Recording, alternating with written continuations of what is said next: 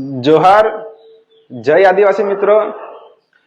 વર્ષની અંદર એકવાર હોળી માતાનો ઉત્સવ આવે એટલે 12 મહિને એકવાર ઘેર મેળાનો ઉત્સવ આદિવાસી સમુદાય વિશ્વ વિખ્યાત કવાંટના ઘેર મેળાના દિવસે એકત્ર થાય છે।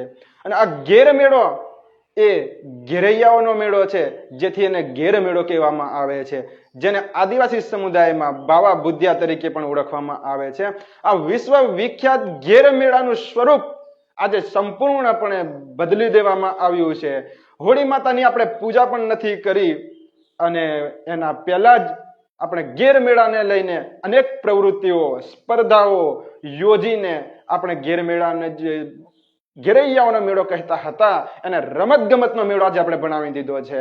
ઘેર મેળો એ રમત ગમતનો મેળો બની ગયો હોવાથી જે આદિવાસીઓની જે સંસ્કૃતિ મૂળ સંસ્કૃતિ હતી તેનું વિનાશ દેખાઈ રહ્યું છે। કારણ કે જ્યાં સુધી આપણે આ રમત ગમત ઉત્સવો જો મેળામાં નાખીશું, આદિવાસી સંસ્કૃતિમાં ફેરવીશું, ત્યારે આપણી મૂળ સંસ્કૃતિ નાબૂદ થઈ જશે।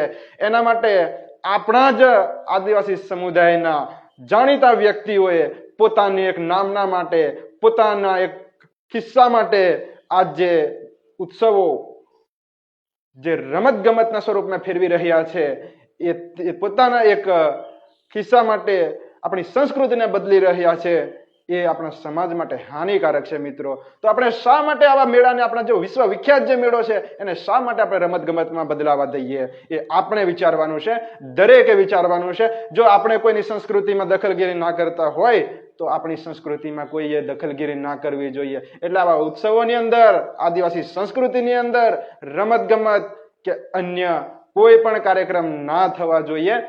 કારણ કે જો કાર્યક્રમો થવા લાગશે તે દિવસે આપણા ઘેરૈયા જે હોળી માતાની બાધા માનતા રાખીને બને છે એ પણ આપણી સંસ્કૃતિમાંથી બહાર નીકળી જશે, જેથી આપણા યુવાનો આ વાતને સમજે।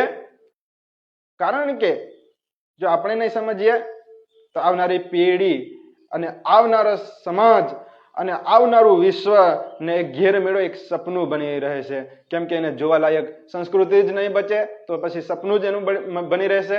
જેથી સર્વ આપણા આદિવાસી યુવાનોને વિનંતી કરું છું કે તમે, આપણે અને બીજા બધા થઈને આપણે જે બદલાવ આવી રહ્યો છે તેને રોકવાનો પ્રયત્ન કરીએ।